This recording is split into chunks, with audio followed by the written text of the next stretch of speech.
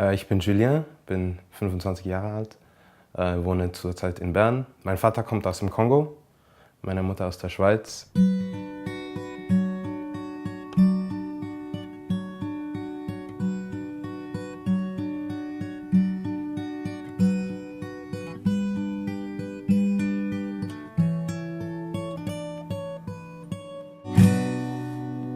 Ich identifiziere mich als Mensch, ohne mehr Kategorie eigentlich dahinter. Und ich denke, es ist sehr wichtig, dass man versteht, dass wir unter der Haut oder auch im Herzen oder im Gehirn eigentlich alle gleich funktionieren. Aber auch im Alltag merke ich immer wieder, dass ich Probleme habe zu erkennen, dass andere Menschen genau gleich sind wie ich in gewissen Situationen. Ich stelle mich entweder drüber oder drunter, ohne dass ich eigentlich das möchte. Und ich denke, es ist ein sehr langer Prozess, bis man das wirklich verinnerlicht hat. Ich denke, jeder Mensch sollte sich diese Zeit nehmen, egal wie lange es dauert. Der Prozess, dieses weltoffene Bild zu erkennen, kann man nur starten, indem man eigentlich diese Erfahrungen macht, dass man Unterschiede erlebt. Und ich denke, da hat das schon begonnen, ja.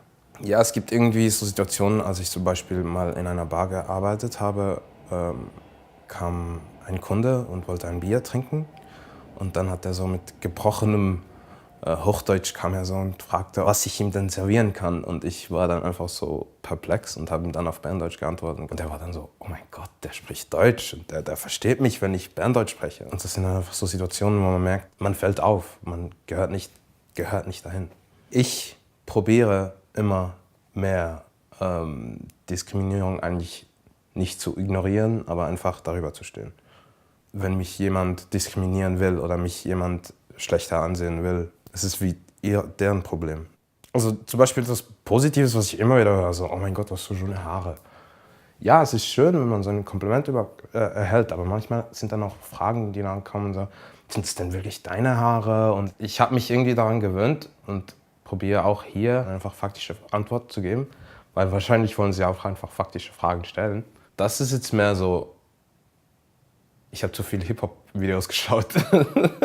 Da habe ich gedacht, ja, es sieht cool aus, mache ich ja auch. Und ich war da auch beim Coiffeur und der hat mir gesagt, ja, bist du denn bereit für das? Und ich so, was bereit für das? Das ist ein Haarschnitt. Ja, ich habe dann nicht wirklich begriffen, was es eigentlich heißt, wenn man solche Haare macht. Für mich ist es nicht eigentlich ein Statement, sondern es ist wirklich ein Haarstil, für den ich mich entschieden habe.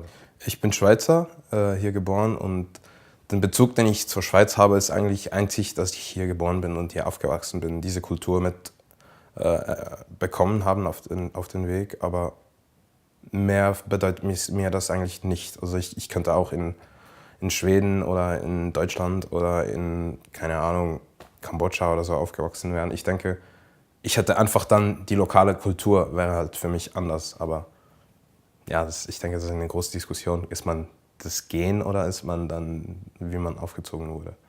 Es ist für mich auch sehr schwierig, irgendwie in diese Kultur reinzukommen, denn ich habe keine Kollegen, sage ich jetzt mal, die dieselbe kongolesische Kultur erlebt haben. Die Kultur, die man halt hat, die lebt man halt auch. Ja.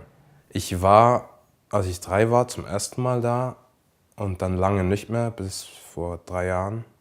1,5 Monate war ich allein in Kananga und habe dann probiert, die Kultur ein bisschen zu fühlen und mich ein bisschen in den Alltag zu gehen. Aber auch da war es für mich sehr schwierig, wirklich reinzugehen und das wirklich mich gehen zu lassen. Hier bin ich eigentlich schwarz und dort bin ich weiß. Und das ist etwas, was mir vorher nie aufgefallen ist. Und ich denke, von da kam auch wirklich der Punkt, wo ich dann sagte, okay, ich kann ja nicht das sein oder das sein. Also ich bin irgendwie dazwischen.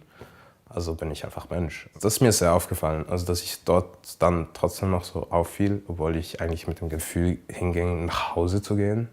Und dann wollte ich dann da, ja, du gehörst nicht hier. Und nicht unbedingt negativ, es ist auch ja hier nicht unbedingt negativ gemeint. Es ist einfach, man fällt halt auf, man ist halt anders, man gehört halt irgendwie nicht in das normale Bild. Und das war schon irgendwie speziell.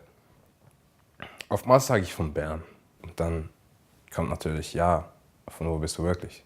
Und dann sage ich, ja, von Bern, also von dem Quartier. Ich gehe da noch mehr ins Detail.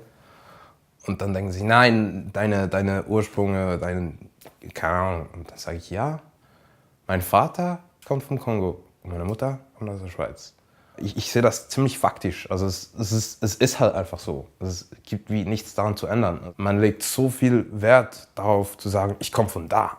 Oder der kommt von da. Das, keine Ahnung, für mich ist es so irgendwie irrelevant. Im Alltag probiere ich es dann wirklich auch 1:1 umzusetzen. Das ist auch schwierig. Ich sage nicht, dass ich 100% fehlerlos bin, in dem ich merke, dass zu viele Menschen sich abtrennen durch diese Sachen. Und ich denke, Herkunft, egal.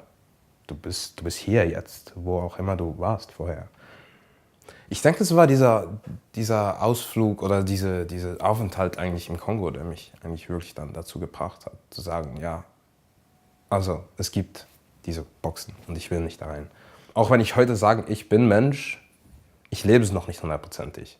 Und ich denke, dieser Prozess, der hört nie auf.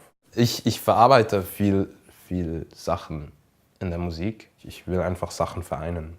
Das ist etwas, was mir sehr gefällt, also was mir auch sehr viel Kraft gibt, weil ich merke, ich kann diese Welten kreieren. Also wieso sollte es nicht zwischen Menschen gehen? Und ich denke, es ist sehr ein Vorbild für mich, weil alles, was ich in der Musik niederschreibe, dahin will ich. All the hate to the people that are different. For God's sake, how can you judge by your party tent? Race and culture are two totally different things. Or have you been raised by the color of your skin? Nah. Humans ain't dumb, they just act like they're numb and wouldn't care about none. But deep inside we all know we gotta get along. I wouldn't say so far that it has all gone wrong, cause it's life.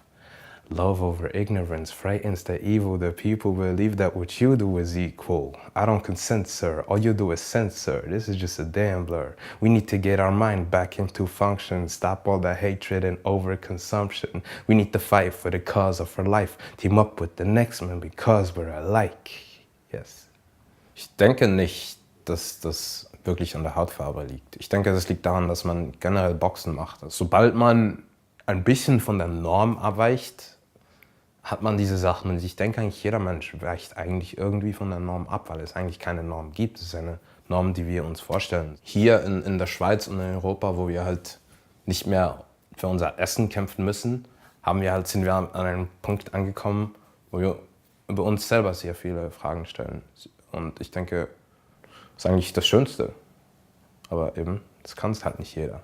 Zugehörigkeit heißt, sich mit jemandem oder etwas zu identifizieren. Also ich zum Beispiel fühle mich in der Hip-Hop-Kultur zugehörig. Man gehört dahin, wo man hin will. Ein bisschen weniger urteilen, ein bisschen mehr zuhören. Ich denke, das wäre gut für die Welt.